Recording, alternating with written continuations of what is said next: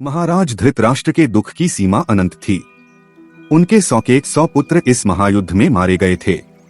महात्मा विदुर ने धृतराष्ट्र को सांत्वना देने की कोशिश की, परंतु वे उनके दुख को कम नहीं कर सके। धर्मराज युधिष्ठिर अपने भाइयों और सखा कृष्ण के साथ रोती बिलखती स्त्रियों के समूह को पार करते हुए शोक में डूबे हुए धृतराष्ट्र के पास आए। युधिष्ठिर ने धृतराष्ट्र के चरण स्पर्श किए। धृतराष्ट्र ने भीम को गले लगाने के लिए अपने पास बुलाया।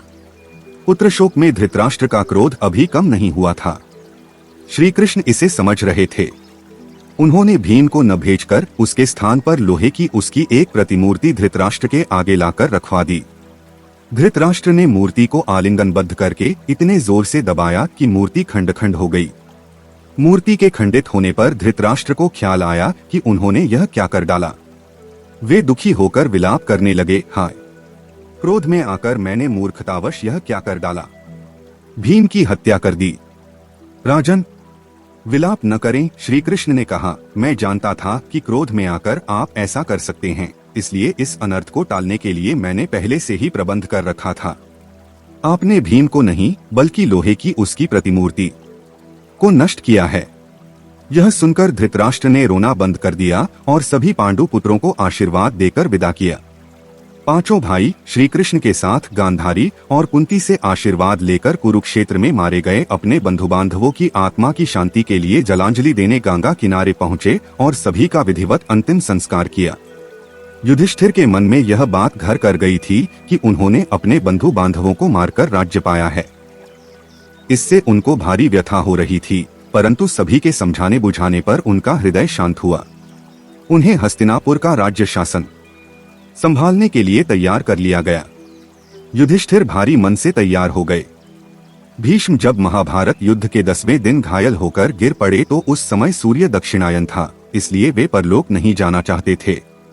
उन्हें पिता शांतनु से इच्छामृत्यु का वरदान मिला हुआ था, लिहाजा वे अर्जुन द्वारा बनाई गई बाणों की शैया पर ही लेटे रहे।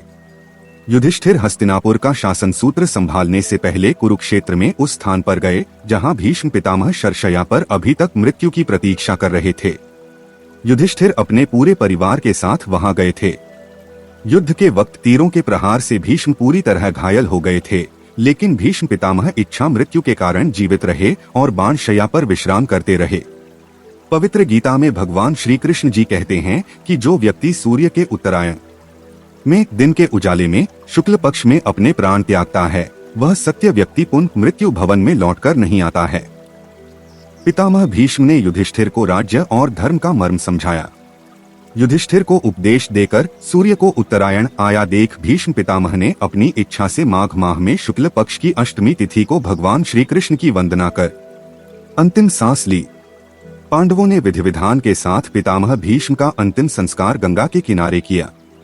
युधिष्ठिर अत्यंत शोक विहल हो उठे थे।